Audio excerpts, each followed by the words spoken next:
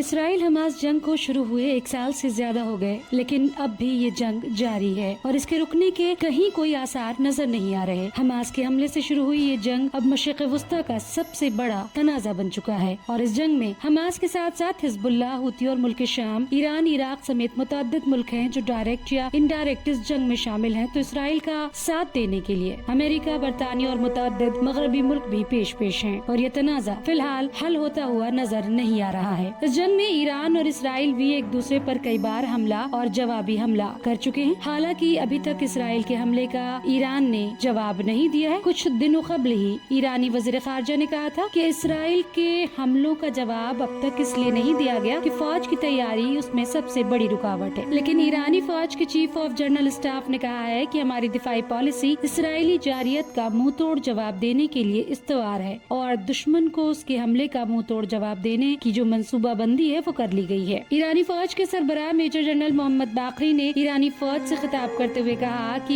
ایران کو حالیہ جارحیت کا نشانہ بنانے میں اسرائیل نے ایران کی ریڈ لائن کو کراس کیا ہے۔ انہوں نے کہا کہ دشمن جان لے کہ ایران کی مسلح فوج اپنی عرضی سالمیت کے دفاع میں عجلت پسندی لہت و لال سے ہٹ کر مناسب وقت پر منہ توڑ جواب دے کر دشمن کو پشیمان کر دے گی۔ جنرل باقری نے کہا کہ وعدہ صادق 1 اور 2 میں ٹیکنیک پر خصوصی توجہ دی گئی اور دشمن کو ہم نے سبق سکھایا، اور اسرائیل اپنی تمام تر جارحیت اور کوشش کے باوجود غزہ اور لبنان میں اپنے مقصد میں کامیاب نہیں ہو سکا۔ انہوں نے کہا کہ اسرائیلی وزیر اعظم نے غزہ کی جنگ کے مقصد کا جو اعلان کیا تھا وہ حماس کو تباہ کرنا اور قیدیوں کو آزاد کرانے کا اعلان تھا، مگر وہ ناکام رہے اور صرف رہائشی مکانات اور بنیادی تنصیبات کی تباہی اور عام شہریوں کے قتل عام کے سوا کوئی نتیجہ برآمد نہیں ہوا۔ ایرانی جنرل کے اس بیان سے تو ایسا لگتا ہے کہ ایران ایک بار پھر اسرائیل پر ایک بڑا اور سٹیک حملہ کرے گا، اور اسرائیل کو اس حملے میں کافی نقصان ہونے کا اندیشہ بھی نظر آ رہا ہے۔ لیکن جس طرح سے ICC نے نتنیاہو کو جنگی جرائم کا مجرم قرار دیا اور اس کے بعد لبنان اور اسرائیل میں جنگ بندی پر دونوں ملک آمادہ ہوئے، تو اس سے تو خطے میں امن بحال ہونے کی باتیں سامنے آ رہی ہیں، اور ایسے وقت میں ایرانی فوجی سربراہ کا اس طرح کا بیان آنا اس جنگ میں نئی چنگاری ڈالنے کا بھی کام کر سکتا ہے۔ اب دیکھنا یہ ہے کہ خطے میں جنگ بندی کے معاہدے پر کام ہوتا ہے، کیونکہ اس سے پہلے بھی کئی دفعہ جنگ بندی کے معاہدے ہوئے لیکن اسرائیل نے اس پر عمل نہ کرتے ہوئے حملے جاری رکھے،